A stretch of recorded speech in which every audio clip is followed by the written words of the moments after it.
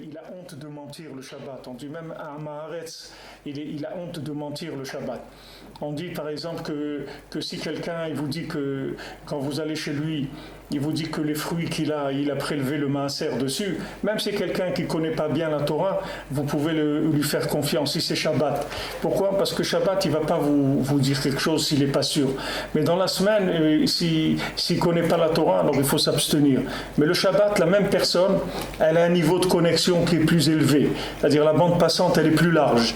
Alors quelqu'un, il vous dit que tu peux manger, j'ai prélevé le maaser, on peut lui faire confiance le Shabbat, même si c'est quelqu'un qui a un ça veut dire que maintenant il y a un niveau de conscience qui est surélevé le Shabbat.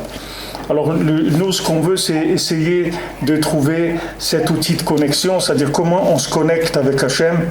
Et ce qu'on a appris ici, ici on est à la fin, dans les quelques lignes, mamage de la fin de la Torah, du Kitsour, de l'enseignement 38 du Likutei Moharan. Mais ici, ce qu'on a vu avant, c'est les outils, c'est-à-dire c'est des outils de connexion. Et les outils de connexion, ils ne sont pas difficiles et ils ne coûtent pas d'argent et ils sont gratuits. C'est Hachem, il a donné, c'est la parole. C'est-à-dire Hachem, il a donné la parole. La parole, c'est notre outil de connexion. C'est même notre seul outil de connexion qu'on a. C'est de parler avec Hachem, de parler avec des gens qui sont des gens qui recherchent la crainte d'Hachem, de parler avec des sadikim, de parler avec des amis qui recherchent la crainte d'Hachem, et de parler avec Hachem. C'est maintenant l'outil de la parole, de la même manière que l'outil de la parole entre les individus, c'est ce qui connecte le monde. L'outil de la parole, c'est ce qui va connecter l'individu avec Hachem. Maintenant, cette parole, l'outil de la parole lui-même, il a besoin d'une réparation.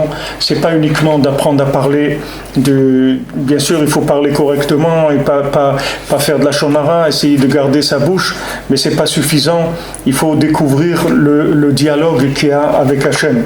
Il y a un dialogue avec Hachem qui est une langue que normalement ça s'appelle le Lashon HaKodesh, c'est-à-dire ce qu'on appelle le Lashon HaKodesh.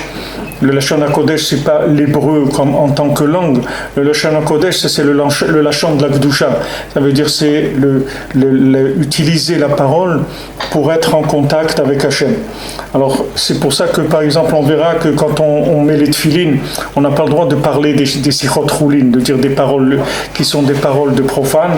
Et aussi dans Shabbat, comme on va voir ici, c'est avec ça que ici on finit la Torah, que Shabbat, la chose la plus importante, le Shabbat, les gens ils croient que les choses la plus importante, le Shabbat, c'est de faire attention au mouktsé et de pas faire des melachot. C'est vrai que les melachot c'est quelque chose qu'il faut faire attention, c'est vadaï, mais plus important de tout le Shabbat, c'est la parole. C'est ça le plus important. C'est écrit pour Shabbat, Vedaber Davar. C'est-à-dire que Shabbat, c'est un jour où on apprend à parler. Des fois, apprendre à parler, ça veut dire se taire, mais c'est apprendre à parler. Le Shabbat, c'est un jour où on apprend à parler, donc il faut faire très attention le Shabbat de ne pas parler des divrei chol. Il faut faire très très attention à ça, parce que mamash, ça coupe complètement la connexion. C'est-à-dire que il n'y a pas un plus grand chilou le Shabbat que de parler n'importe quoi le Shabbat. C'est le plus grand chilou le Shabbat qui est. C'est plus que toutes les melachot. Mais comme il n'y a pas une possibilité d'avoir un jugement sur ça, c'est pour ça qu'il n'y a pas on ne peut pas donner à quelqu'un une interdiction. Il y a des grands axes, mais on ne peut pas dire sur chaque parole à quelqu'un. C'est pas comme par exemple poser de la viande sur la plaque ou chauffer de l'eau, des choses qui sont précises. La parole, c'est quelque chose qui est très très fin. C'est-à-dire que des fois, par exemple, on va être dans une réunion où les gens ils vont parler, par exemple, le Shabbat, de la bombe atomique avec l'Iran et Obama et des trucs comme ça. Et on va rentrer dans la discussion. C'est pas pourquoi? Parce qu'on va rentrer dans la discussion pour essayer de récupérer le débat et pour l'élever. Mais c'est pas qu'on a envie de parler ça. On veut élever le débat. Donc la personne, elle peut parler de quelque chose qui a l'air quelque chose de profane.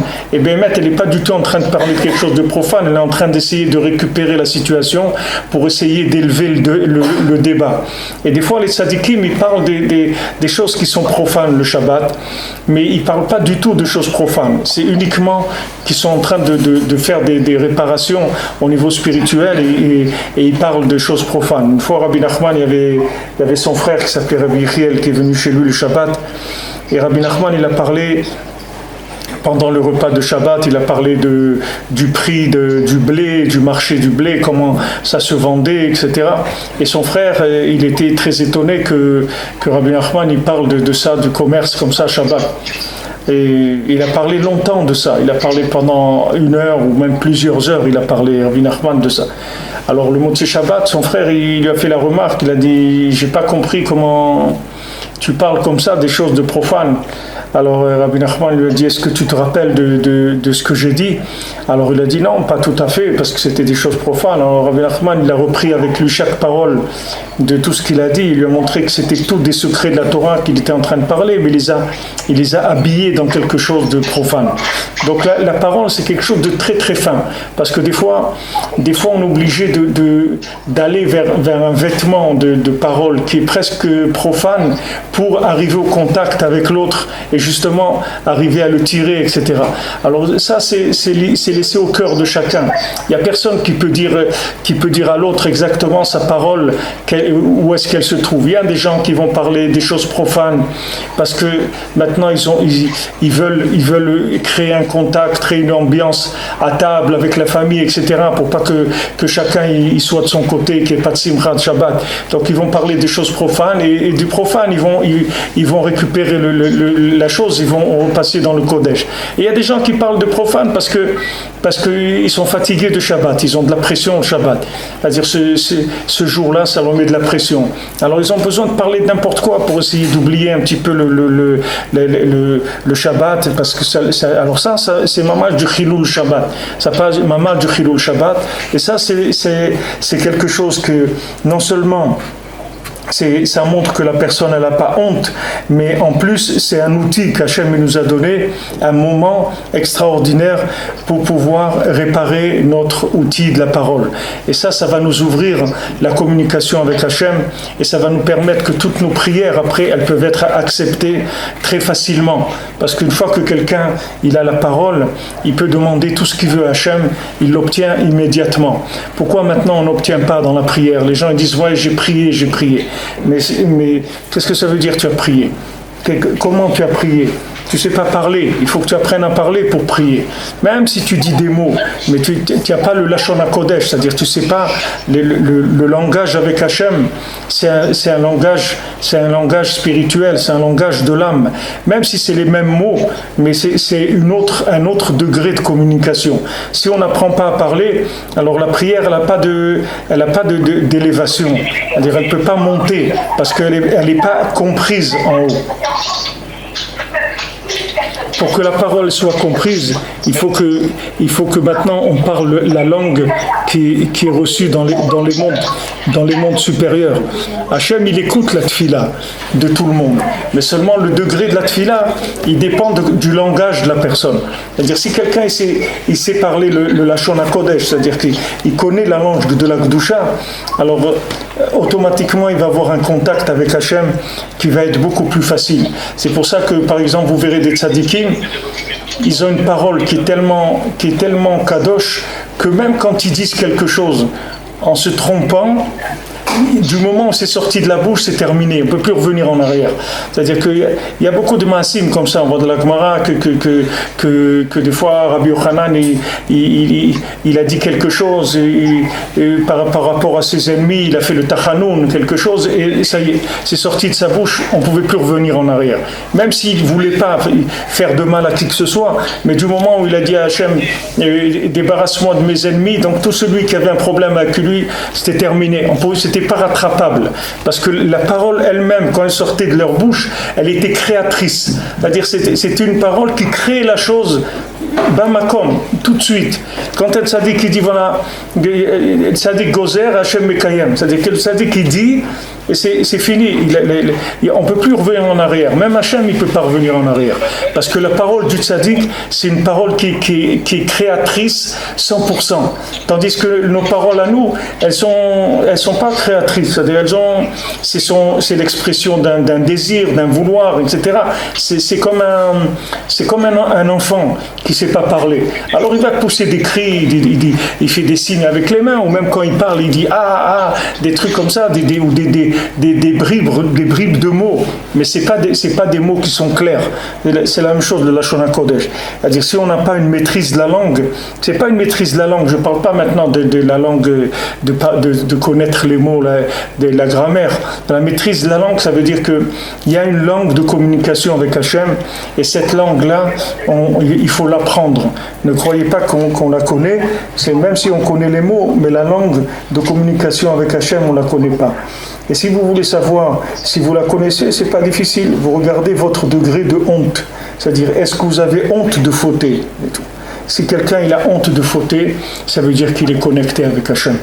C'est écrit que celui qui a honte, qui faute et qui a honte, alors on lui pardonne toutes les avérotes qu'il a fait, pas rien que celle-là, toutes les avérotes qu'il a fait dans sa vie, parce que tout le problème des avérotes, c'est uniquement un problème de connexion, c'est tout. Pourquoi quelqu'un il transgresse? Parce que quelqu'un il coupe la communication, c'est ça qui lui fait fauter. Et toutes les fautes, en fait, c'est des fautes de manque de communication. C'est pour ça qu'une fois que quelqu'un il rétablit la communication avec la honte, alors on lui pardonne toutes les fautes qu'il avait faites, puisque toutes les fautes c'était des problèmes de communication. Maintenant qu'il a réparé la communication, toutes les fautes elles sont pardonnées. Pour ça que celui qui garde Shabbat, on lui pardonne toutes les fautes. C'est marqué que celui qui est Shomer Shabbat, même s'il a fait Avodah Zara comme Dor Enoch, même s'il a fait de l'idolâtrie, Mochalim lo akol avonotav. Pourquoi on lui pardonne toutes les fautes? Parce que ça donne la honte, le Shabbat. Quelqu'un qui garde Shabbat, ça veut dire qu'il cherche la honte, uniquement la retenue. La retenue, quelqu'un qui est capable de se retenir, cette retenue, elle vient de la honte. C'est-à-dire qu'on est capable un jour par semaine de se retenir. On se retient. On ne va pas à la plage, on n'utilise pas notre téléphone, on ne prend pas notre voiture, on n'allume pas la radio, on ne cuisine pas, on se retient. Cette retenue, c'est une honte. C'est-à-dire qu'on est honteux par rapport à la matière. Et ça va élever notre niveau de communication. Du moment où on ne touche rien avec nos mains, le Shabbat, c'est-à-dire qu'on fait attention à tout ce qui est manuel, tout ce qui est manipulation de la matière, tout investissement de la matière, c'est-à-dire on mange que ce qui est déjà prêt, on va être dans une atmosphère un cadre parfait, un cadre fini, où il n'y a rien à rajouter. Ce cadre parfait et fini, il va nous libérer complètement pour nous permettre de communiquer avec Hachem de plein cœur. Et cette communication, après, on a une obligation de la maintenir tout le Shabbat, toute la semaine, pardon. C'est-à-dire on a besoin de se rappeler du Shabbat toute la semaine. Alors c'est ce qu'il dit ici, et chacun il doit tirer sur lui la Kedusha de Shabbat. Boucha, qu'est-ce que c'est la Kedusha de Shabbat? Prinat Boucha, c'est la honte. Alors comme c'est écrit Bereshit, Yareh Boshet, Prinat Yareh Shabbat.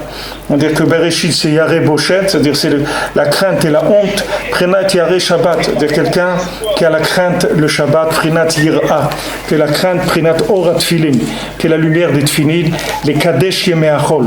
C'est-à-dire que maintenant, qu'est-ce que le but du Shabbat? C'est pas de vivre le Shabbat pour le Shabbat lui-même. Le but du Shabbat, c'est d'arriver à se ressourcer pour pouvoir tenir dans la semaine. C'est ça le but du Shabbat. Parce que le Shabbat, il n'y a pas besoin pour lui-même. Puisque après, Bezrat Hashem, après 120 ans, on va aller dans un Yom Shekulo Shabbat. On va aller dans un Olam Shekulo Shabbat. On va aller dans un monde qui est entièrement shabbatique. Qu'est-ce qu'on a besoin de faire Shabbat ici? C'est de la perte de temps de faire Shabbat. Normalement, on devrait travailler toute la semaine. Qu'est-ce qu'on a besoin? Le Shabbat, il y a des choses, combien de mitzvot qu'on ne peut pas faire. C'est dommage de faire Shabbat par rapport à la rentabilité du monde. Mais comme on a besoin de prendre du recul et de se ressourcer, alors Hachem il nous a fait un cadeau. Il a dit voilà, je vous fais un cadeau. C'est un cadeau le Shabbat. C'est pas normalement quelqu'un dans ce monde, il ne doit pas s'arrêter de faire et de faire et de faire sans arrêt. Mais Hachem il nous a donné le Shabbat pour qu'on se ressource. Alors les maasés, le Shabbat il n'est pas pour lui-même. Même les repas de Shabbat, c'est écrit dans les Sfarim que ce qu'on mange le Shabbat, c'est pas pour le Shabbat. C'est pour pas manger dans la semaine. C'est pour ça qu'on mange le Shabbat. Shabbat, il y a 3 repas avec 2 pains. Ça fait 6 repas. Ces 6 repas, c'est les 6 jours de la semaine. Pourquoi on mange avec 2 pains chaque repas? Pour pas qu'on ait besoin de manger dans la semaine. Pour manger le moins possible dans la semaine. Parce que si on s'est rassasié le Shabbat, normalement, la semaine, le manger, il va être plus loin de nous. C'est-à-dire, on va pas courir derrière la nourriture. Parce que ça y est, on est rassasié du Shabbat. Alors pour tous, c'est comme ça. Le Shabbat, c'est un jour où on va se remplir de choses qui vont nous permettre de rentrer dans la semaine avec une approche de la matière qui va être complètement différente. Et à ce moment-là, on peut élever l'argent, on peut élever la nourriture, on peut tout élever. Mais le but du Shabbat, c'est la connexion pour la semaine. C'est pas pour le Shabbat lui-même. Le Shabbat en soi, c'est un jour d'un autre monde. Normalement, le Shabbat, on devrait dire à Hachem, mais c'est dommage, tu me donnes Shabbat, regarde, on ne peut pas faire des mitzvot, on ne peut pas donner à tzedaka, on ne peut pas mettre les tefilines, on ne peut pas cachériser la viande, on ne peut pas faire la shrita, on ne peut pas écrire des tefilines, il y a plein de choses qu'on ne peut pas faire. Dommage qu'on ne peut pas faire des mitzvot. Hachem, il dit non, je t'ai donné un jour, parce que si je te fais 7 jours de chol, au bout de quelques semaines, il ne restera plus rien du tout de l'individu. Donc maintenant, je te donne le Shabbat, parce que ce Shabbat-là, tu vas te ressourcer, c'est-à-dire que tu vas apprendre à parler avec Dieu. C'est ça te ressourcer, c'est-à-dire que tu vas apprendre à communiquer avec Dieu, de manière à ce que toute la semaine, tu restes en contact avec lui. Et si tu es en contact avec lui, tu n'as pas de problème. Si vous apprenez à quelqu'un à avoir honte, si vous éduquez un enfant à avoir honte, jamais il va fauter. Et même quand il va fauter, ça va être toujours très difficile pour lui. Ça va lui faire mal, ça va le déranger énormément. Mais il y a des gens, ils fautent, ça ne les dérange pas. Ça les dérange pas du tout. Ils n'ont aucun problème à faire de la shonara, ou à voler, ou à mentir. Il y a des gens, ils mentent, ils ne se rendent même pas compte qu'ils mentent. Parce qu'ils sont tellement habitués, ça fait partie du fonctionnement de leur vie. Ils mentent, ouais, attends, j'ai pas d'argent sur moi, je vais aller retirer avec ma carte et tout. C'est pas vrai, il a de l'argent dans sa poche, mais il s'est tellement habitué à mentir que c'est rien pour lui. C'est-à-dire, il n'y a pas de... Ça vient de quoi? Ça vient que la personne, elle n'est pas connectée. Si la personne elle était connectée et elle savait que maintenant il y a des, vous voyez aujourd'hui il y a des caméras de surveillance partout. Aujourd'hui les gens ils peuvent pas faire comme avant, que les gens ils faisaient ce qu'ils voulaient. Aujourd'hui n'importe qui, n'importe où, il sait qu'il y a des caméras de surveillance. Là où il va, si jamais il vole dans un magasin, il y a des caméras qui enregistrent tous les trucs dans la rue. Si quelqu'un il vole une voiture, c'est filmé. Tous les gens, parce que les gens ils ont peur parce qu'ils savent qu'ils sont surveillés. Donc ça donne une crainte. L'homme, s'il est en contact avec Hachem, pour rien au monde, il va mentir. Pourquoi il va mentir? Qu'est-ce qui lui vient de mentir? C'est parce qu'il y a de l'audace, c'est-à-dire une audace négative, que la personne elle casse les barrières, comme si elle était seule au monde, comme si elle était indépendante. Il n'y a pas d'indépendance, on est tous dépendants d'Hachem. Et chaque seconde de notre vie, c'est Hachem qui nous fait chesed, qui nous donne ce que nous donne à chaque seconde de notre vie. Comment quelqu'un il va oser fauter? Alors maintenant, pourquoi il ose fauter? Parce qu'il est un inconscient. Il n'est pas conscient qu'il y a Hachem. S'il était conscient qu'il y a Hachem, il ne pourrait pas fauter, il ne pourra pas mentir, il ne pourrait pas tricher, il ne pourrait pas voler, il ne pourrait pas faire de mal à son prochain, il ne pourrait pas faire d'avéron. Mais seulement il est inconscient. Alors pour arriver à se conscientiser, il faut réparer la communication et le dialogue avec Hachem. Alors il y a des repères pour réparer le dialogue, il y a des outils. Un des outils c'est le Shabbat. Un autre outil qu'on a vu avant c'est les heures qui sont avant le lever du matin, du jour. Toutes les heures qui sont avant le lever du jour. Alors les 2 heures, 3 heures qui sont avant le lever du jour, ce sont des heures qui sont propices à la communication parce que ce sont des moments où justement le monde il est calme. C'est un peu comme Shabbat, c'est-à-dire le monde les gens ils sont fatigués. Même les gens qui font la fête et tout, en général à 2 heures du matin, ils travaillent, ils vont dormir. Les gens, 2 heures du matin, c'est terminé la fiesta, chacun il rentre chez lui, il va dormir, même si c'est saoulé ou il a fait le fou, n'importe quoi. Mais il va dormir. Alors quand ils sont endormis, c'est là où la vie elle commence. C'est là où la vraie vie elle commence, c'est-à-dire la communication avec l'au-delà, la communication avec les neshamot. C'est écrit dans le Zohar que toutes les neshamot elles sont des tzadikim, ils sont dans le Gan Eden, et que la Shrina elle vient avec les tzadikim dans le Gan Eden, et qu'elle dit à tous les Bnei Israël qui sont debout à cette heure-là, Hashmi eni et colère, je vais entendre ta voix. Pourquoi? Parce qu'à ce moment-là la voix elle est réparée. Alors quand quelqu'un il se lève dans ces heures-là, c'est des moments où la prière elle est très, très intense et très, très acceptée. Et les gens qui se lèvent la nuit, ce sont des gens qui font le rachat de l'humanité. Parce que ceux qui se lèvent la nuit pour s'endeuiller sur la maison d'Hachem, alors ce sont des gens que toute l'humanité elle tient sur eux. Le Zohar il dit que celui qui se lève la nuit pour s'endeuiller sur la destruction du temple, cette personne-là, toute l'humanité elle lui est redevable, parce qu'Hachem il maintient le monde que grâce à ces gens-là. Quand il voit qu'il y a des gens qui s'endeuillent sur sa maison, alors ça calme toute la colère qu'il y a sur l'humanité. Même si c'est un petit groupe de gens, même si 20, 50, 100 personnes sur terre qui font ça, mais il calme toute la colère d'Hachem. Nous, on a des corps qui sont épais, nos corps ils sont épais, on ne peut pas sentir la puissance, l'intensité de ce qu'on est en train de faire. C'est comme ici, on vient au Man, au Hachem, il y a la tombe de Rabbi Nachman. Rabbi Nachman, il dit, celui qui vient chez moi, il a promis, qu'il répare, mais de sentir les choses, c'est difficile parce qu'on a des corps qui sont très très épais. La galoute, elle a fait de nos corps malheureusement, ça épaissit nos corps. Comme on dit pour Adam Arishon qu'avant il avait Ktonet or, après il avait Ktonet or. C'est-à-dire au début il avait un vêtement de lumière, Adam Arishon. Son vêtement c'était de la lumière. C'était pas de ce qu'ils appellent, je sais pas, les goïms, ils appellent la aura.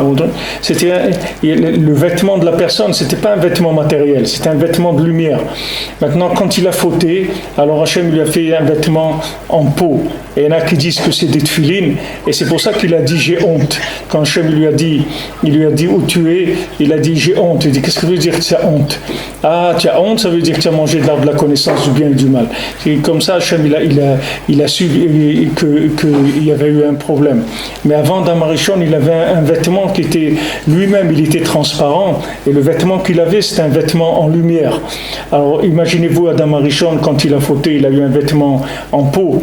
Et imaginez-vous chaque génération qu'on a passé dans ce monde, qu'aujourd'hui on a des corps tellement épais que même les tzadikim ne peuvent pas venir vivre avec nous. Parce qu'on a des emballages qu'un tzadik ne peut pas mettre un emballage comme ça. Un tzadik ne peut pas vivre dans un corps comme on a nous. Alors ils ne sont pas là. Ou ceux qui sont là, ils sont des tzadikim nistarim, on ne sait pas qui c'est. Mais on peut pas, ils ne peuvent pas vivre avec nous. Parce que le niveau dans lequel on vit aujourd'hui, aucun tzadik qui peut descendre dans ces niveaux-là. C'est pour ça, Baruch Hashem, il faut être très heureux qu'on est maintenant dans nos générations. Parce que le travail qu'on fait, il n'y a aucun tzadik au monde qui peut faire ce travail-là.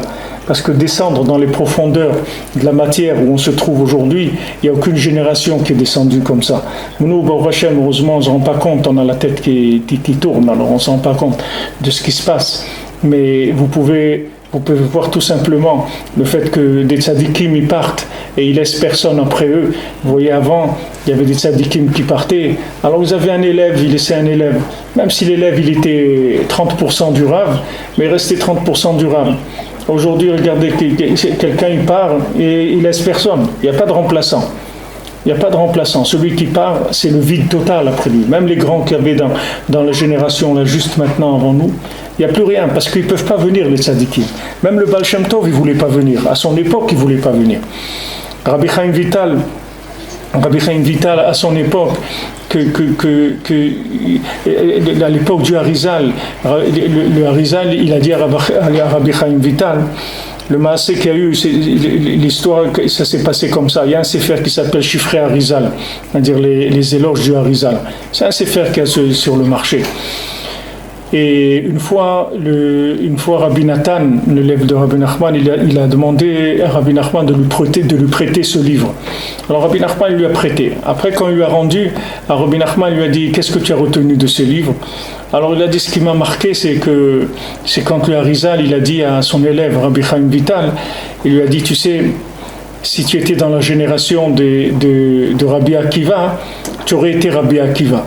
Mais seulement, on vit dans une génération tellement tellement matérielle, tellement basse, que c'est pour ça que tu n'es pas sous l'apparence de quelqu'un comme Rabbi Akiva. Mais Béhémet, tu es Rabbi Akiva. C'est-à-dire Rabbi Akiva dans sa génération. Pourquoi il était Rabbi Akiva? Parce que les vêtements, c'était des vêtements plus transparents, c'est tout. Mais Rabbi Chaim Vital, c'est comme Rabbi Akiva, c'est la même chose. C'est-à-dire le moteur qu'il y a dedans, c'est le même. Mais c'est la carrosserie qui a changé, c'est tout. La carrosserie, elle est devenue plus épaisse, plus moche, plus... Alors, on ne se rend pas compte. Alors, ça, imaginez-vous à l'époque du Harizal. Et alors, regardez où on est aujourd'hui, nous, par rapport à ces générations-là. Alors, Baruch Hashem, des neshamot, des grandes neshamot, on a chacun, Baruch Hashem, des neshamot qui nous amènent jusqu'ici, chez les tzaddik, ici, alors que des générations qui avaient avant nous, ils n'arrivaient pas ici.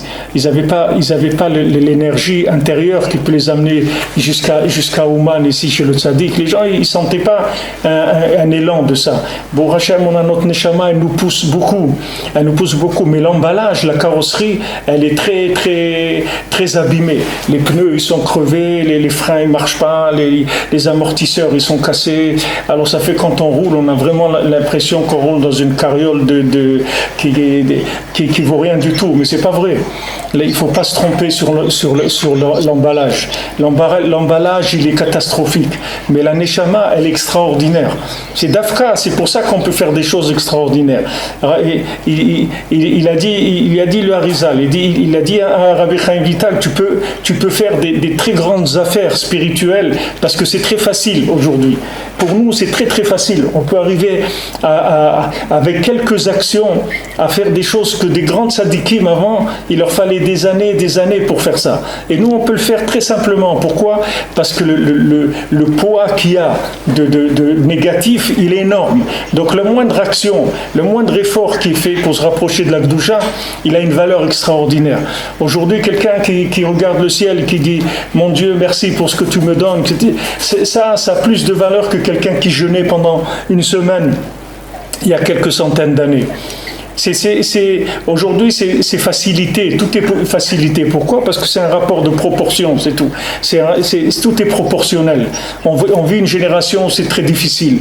Aujourd'hui, quelqu'un qui garde la Torah, alors il doit lutter contre beaucoup de choses qui viennent attaquer de l'extérieur. Et tous les efforts qu'ils font et que chacun fait, il faut savoir qu'ils sont énormément récompensés. Mais seulement, on ne peut pas se rendre compte parce que l'emballage, il n'est pas adéquat. Il ne correspond pas à ce qu'il y a à l'intérieur. C'est ça notre problème. C'est pour ça que tout le Nisayon de maintenant, c'est la Emouna. Parce que quelqu'un qui n'a pas la Emouna, il pourra pas tenir. Parce que l'emballage, il va s'éloigner de plus en plus de l'intérieur. Normalement, un emballage, il ressemble au produit qu'il y a à l'intérieur. Quand vous avez un emballage, normalement, vous pouvez à peu près savoir qu'est-ce qu'il va y avoir à l'intérieur. Mais aujourd'hui, l'emballage, il n'a rien à voir avec l'intérieur. Donc même les individus, vous ne pouvez pas savoir ce qu'ils ont à l'intérieur, parce que leur apparence, elle n'est pas par rapport à ce qu'ils sont. Des fois, vous allez voir des gens qui ont l'air perturbés, etc., mais ils ont des neshamot qui sont très très grandes. Mais seulement l'emballage, il est abîmé. La carrosserie, elle est abîmée, parce qu'on vit dans une génération qui est très très loin, qui est vraiment très très loin. Alors, notre but, c'est la Emouna dans Hachem. Et cette Emouna, on ne peut pas la garder si on ne communique pas avec Hachem. Si on s'apprend à communiquer, n'importe où on va être, n'importe quel niveau qu'on aura, on va rester toujours avec Hachem. Jamais on va oublier Akadosh Baruch Hu, parce qu'on a l'habitude de communiquer avec lui. Mais celui qui prend pas l'habitude de communiquer avec Hachem, dès qu'il va avoir des problèmes un petit peu, qui va dépasser un petit peu ses capacités de gestion, il va être perdu, il va se sentir perdu. Maintenant, le Nisayon qu'il va y avoir jusqu'à la Géoula, c'est que la Emouna, c'est tout. C'est le Nisayon de notre génération. Jusqu'à la venue du Mashiach, on va avoir Nisayon de Emouna. Et Emouna, c'est Tlouya Bépé chez la dame. C'est écrit, la Emouna dépend de la bouche. Vous verrez tout le temps que Hachem, dès qu'il y a eu un problème, il a essayé de parler avec l'homme. Dès qu'Adam Arishon, il a fauté, Hachem, il est venu vers lui. Lui-même, il lui a parlé. Il lui a dit, Ayeka, où c'est que tu es? où c'est que tu es? Mais pourquoi Hachem il est venu vers lui? Rachid dit c'est pour parler avec lui, parce qu'il s'est dit maintenant qu'il a fauté, il va se fâcher avec moi, parce qu'en général les gens ils fautent et ils se fâchent avec vous. Regardez, si quelqu'un maintenant vous lui prêtez de l'argent et il vous le rend pas, il va se fâcher avec vous. Mais comment il se fâche avec vous? C'est normalement c'est vous qui devez vous fâcher avec lui. Vous voyez que c'est le contraire, c'est-à-dire que la personne elle se sent tellement mal qu'elle se fâche avec l'autre. Pourquoi elle se fâche? Parce qu'elle ne peut plus communiquer, elle a trop honte. Alors cette honte-là, elle entraîne jusqu'à qui coupe complètement les ponts avec la personne.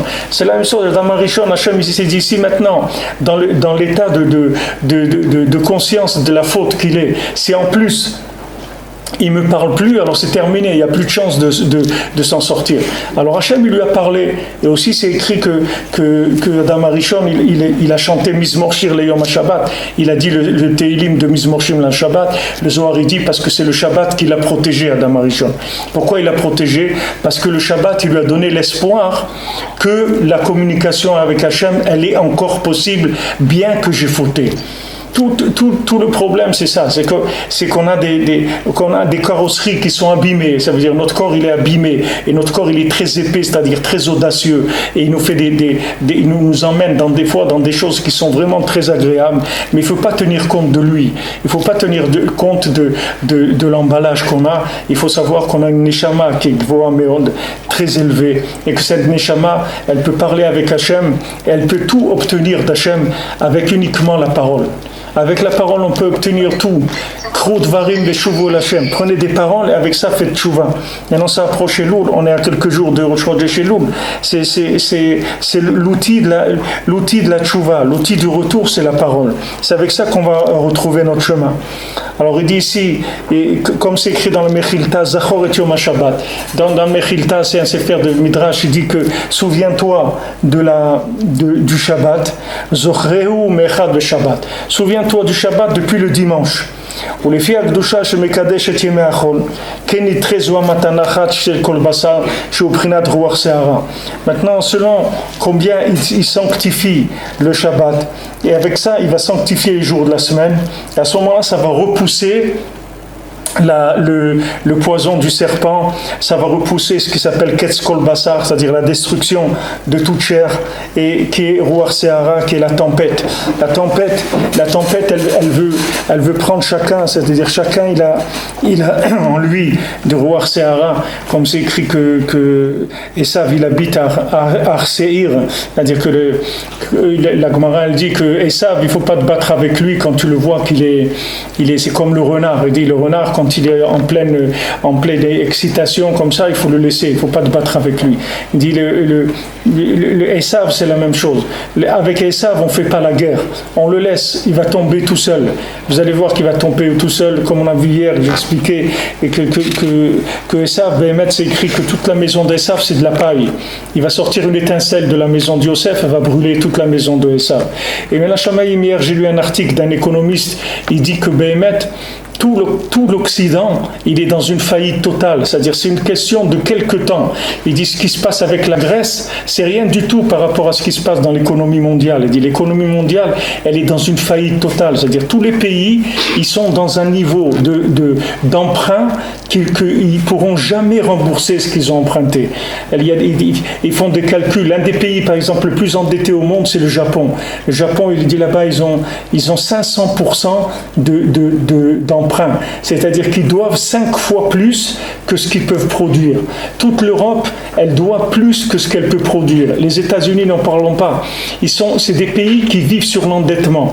Il suffit qu'à un moment, on veut passer à une réalité, tous ces pays-là ils s'effondrent. C'est fini, il ne reste plus rien. Ça devient la famine, c'est pour ça qu'ils essayent de faire des guerres, etc. Parce qu'ils se préparent pour essayer d'aller voler chez les autres.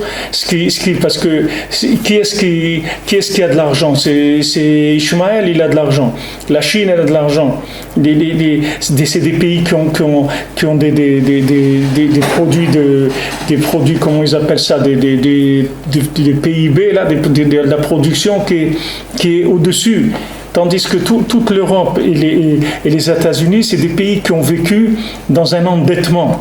Et il dit d'où vient cet argent-là qu'ils ont emprunté. C'est l'argent des gens qui mettent de côté. Les gens, ils mettent l'argent à la banque. Mais il dit là-bas, c'est très probable qu'un jour, d'un coup, ils ne puissent plus rendre l'argent aux gens. Tous les gens qui ont placé dans les assurances, dans les trucs comme ça, ils vont leur prendre leur argent parce que c'est avec ça qu'ils vivent. C'est avec cet argent qu'ils ont emprunté aux gens.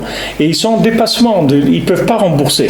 Même si le pays travaille 24 heures sur 24 sans arrêt, il ne pourra jamais rembourser la dette qu'il y a aujourd'hui. Donc vous voyez que c'est un bluff. C'est-à-dire que tout ce que vous voyez comme ça, soi-disant, il y a des choses, ils construisent des gratte-ciel et des avions et ils envoient des trucs sur la ligne, mais tout ça c'est du bluff.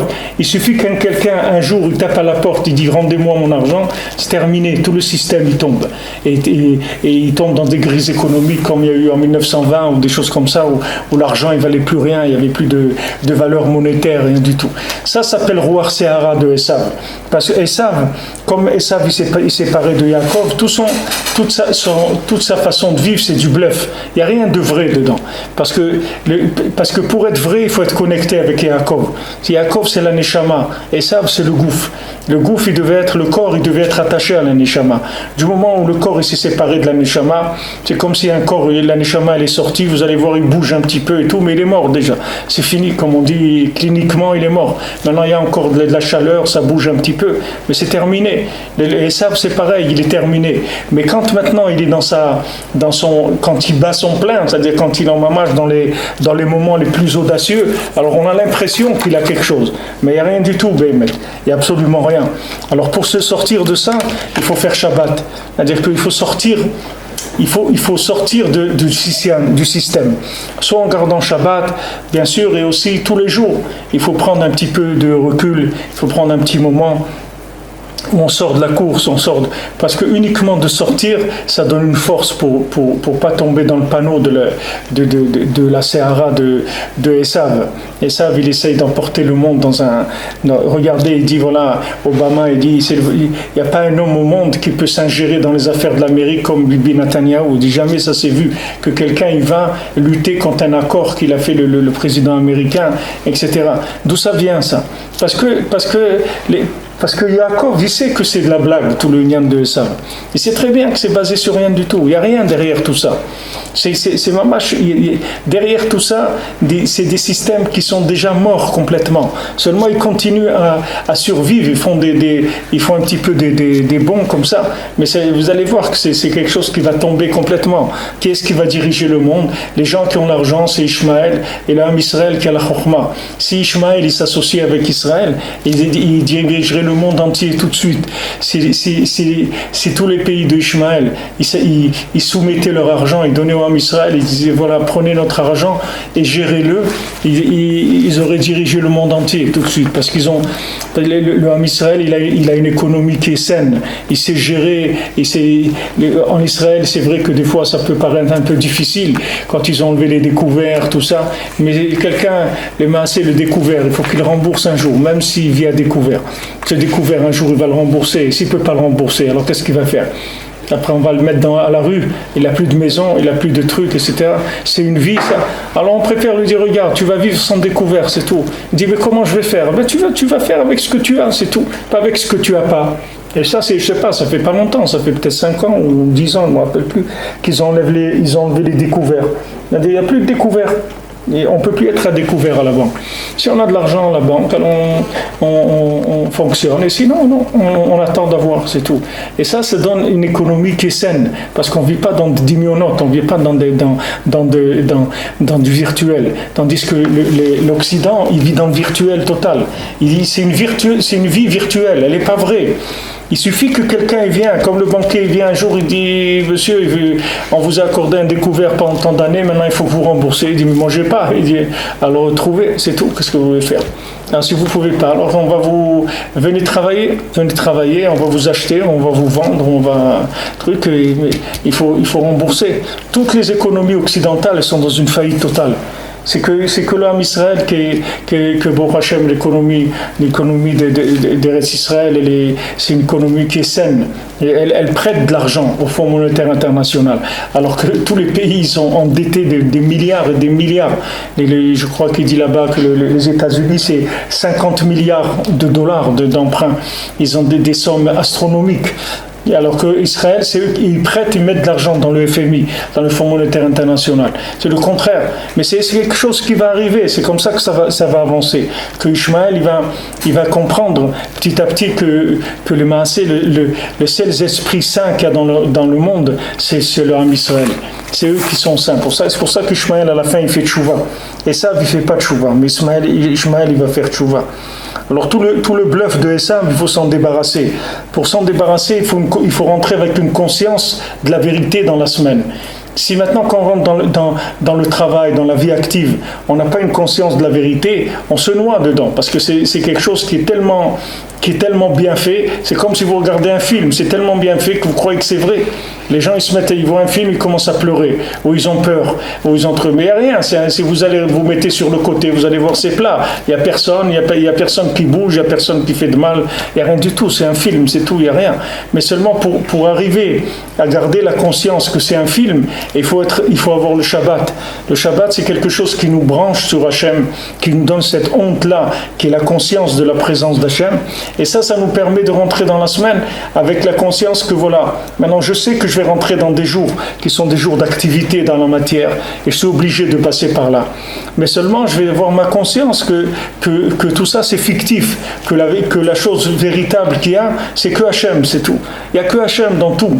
Tout le reste, j'ai l'impression qu'il y a autre chose. Mais il n'y a pas d'autre chose. C'est Hachem qui donne la force, c'est Hachem qui donne la santé, c'est Hachem qui donne la richesse, c'est Hachem qui donne la joie, c'est Hachem qui donne tout ce qu'il y a, c'est Hachem qui le donne. Ça, il faut être conscient de ça. Cette conscience-là, ça s'entretient. C'est pas quelque chose que vous pouvez écrire sur du papier. Même si vous le mettez, dire voilà, comme des fois à l'école, quand quelqu'un fait des bêtises, on lui fait écrire 50 fois, voilà, je parlerai pas pendant le truc. C'est pas d'écrire qu'il faut. Il faut Ve'ashevotal levavecha. Il faut faire Vayadata ayom. Ve'ashevotal levavecha. Si tu vas savoir ce que tu vas savoir aujourd'hui, il faut que tu l'amènes dans ton cœur. Sinon cette connaissance-là, vous allez voir qu'elle ne peut pas lutter contre les épreuves. Parce que les épreuves, elles sont réelles. Tandis que la connaissance, elle est pas réelle. La connaissance, elle est virtuelle, elle n'est pas réelle. Ce qui est vrai, c'est ce qui est rentré dans le cœur. Si maintenant j'ai une connexion véritable avec Hachem, ça je peux l'acquérir le Shabbat, cette connexion-là, elle va me porter toute la semaine, jusqu'au Shabbat d'après. Et je vais y penser aussi au Shabbat. Chaque jour, je vais acheter quelque chose, si je vois quelque chose de bien, comme la Gemara, elle dit, alors je veux un bon vin, j'achète pour Shabbat, un beau poisson, j'achète pour Shabbat, un beau vêtement, je l'achète pour Shabbat. Tous ces efforts que je vais faire de connexion dans la semaine, pour ne pas oublier le Shabbat, tout ça, c'est ça qui me maintient éveillé pendant la semaine, pour pas que je m'endorme complètement. Alors il dit que selon combien on va sanctifier la semaine grâce à la conscience du Shabbat, ça va repousser la folie, ça va repousser la tempête et la folie de la matière. Maintenant, quand on fait ça, on amène la parole à sa racine. C'est comme ça qu'on répare la parole. C'est-à-dire que maintenant, quand on est conscient de la présence d'Hachem, c'est ça qui établit la communication. Plus la conscience elle va être grande, et plus la communication elle va être ouverte.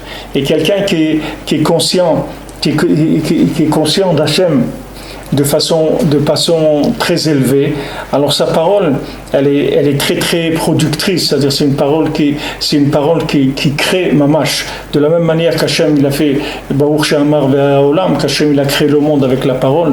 Alors chacun avec sa parole après il crée tout ce dont il a besoin. C'est fini, il a plus besoin de manipuler la matière, parce qu'il va directement à la parole qui est la parole créatrice de la matière.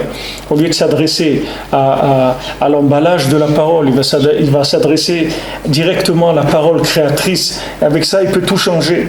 Tout il peut changer avec la parole.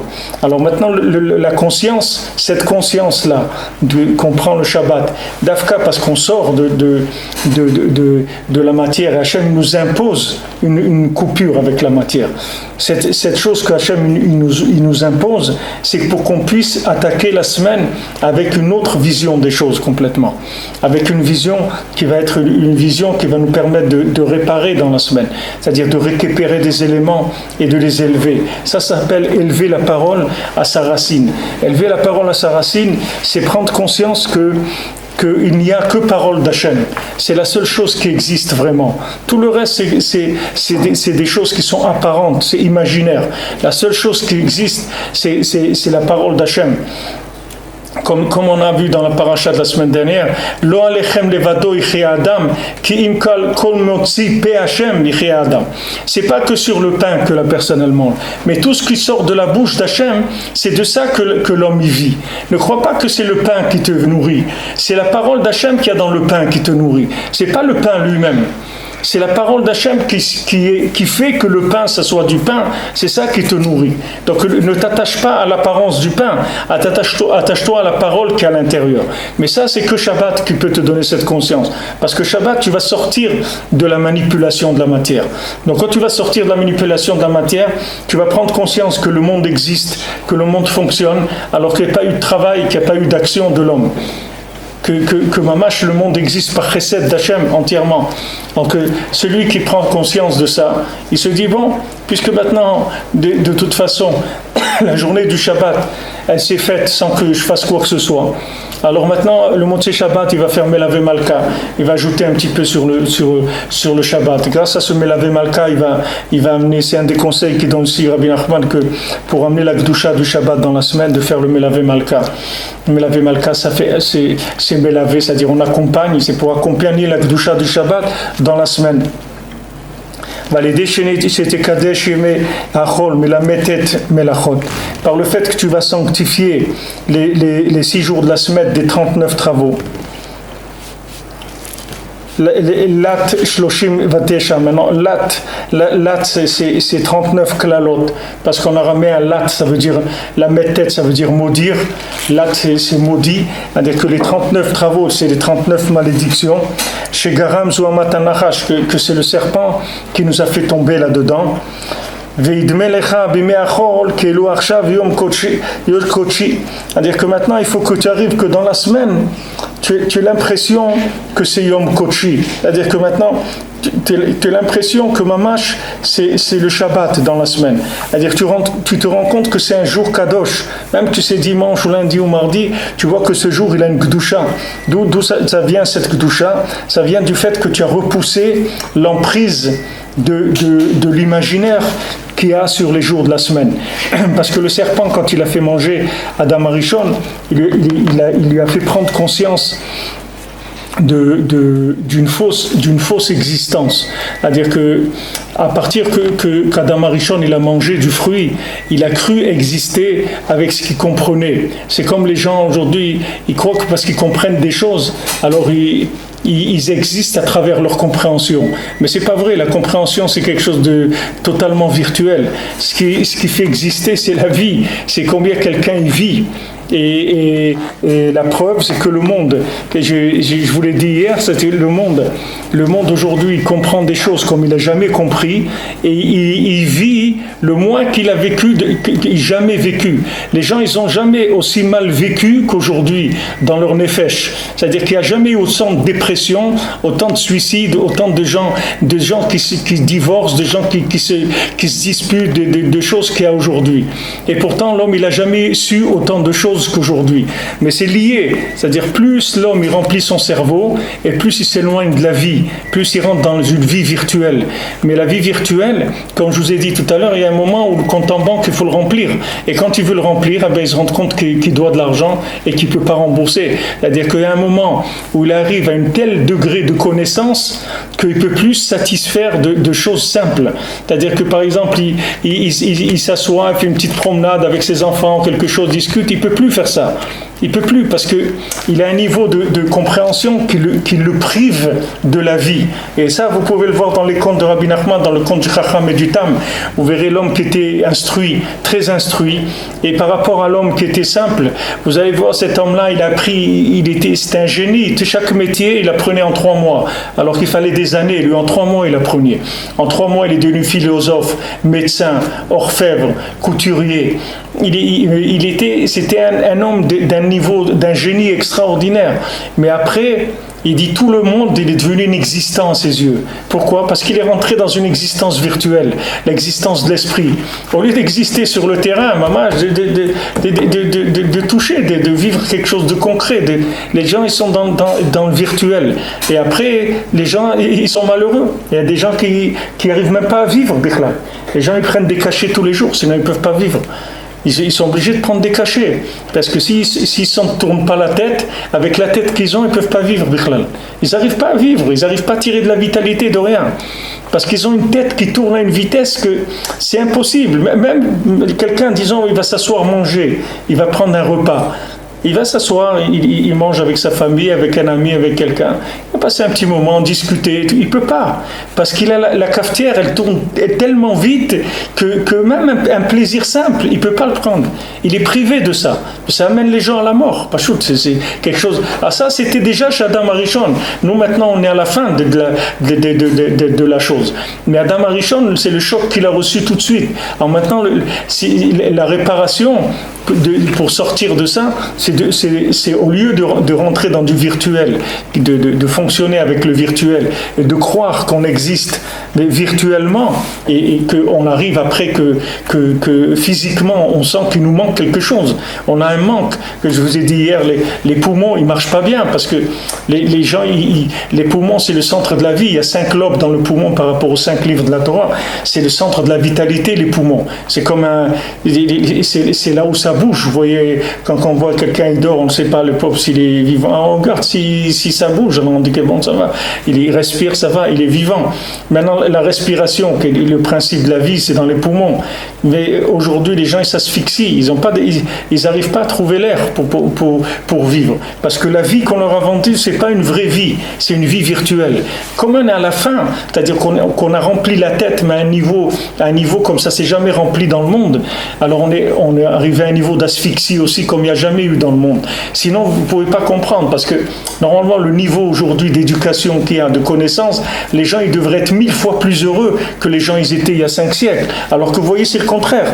Les gens, ils sont malheureux. Des gens qui rigolent aujourd'hui, qui sourient et tout, vous voyez, ça n'existe pas beaucoup. Regardez, si vous regardez un film d'il y a 50 ans, 60 ans, au marché et tout, vous allez voir tous les gens, ils sourient. Les gens, les vendeurs, ils sourient, les gens qui achètent, alors que c'est des gens pauvres. Tous ces gens-là, ils étaient pauvres. Et ils n'étaient pas intellectuellement tellement développés. Mais vous voyez que les gens, ils avaient des plaisirs simples. Ils vivaient, pas chou, simplement. Mais même ça, on nous l'a enlevé. C'est-à-dire aujourd'hui, quelqu'un, même, il va au marché, il n'arrive pas à prendre... Il est privé parce qu'il a une vitesse d'accélération du cerveau qui l'empêche de ressentir les choses. Le cerveau tourne trop vite. Alors Hachem nous a donné une refoua que le Shabbat on arrête.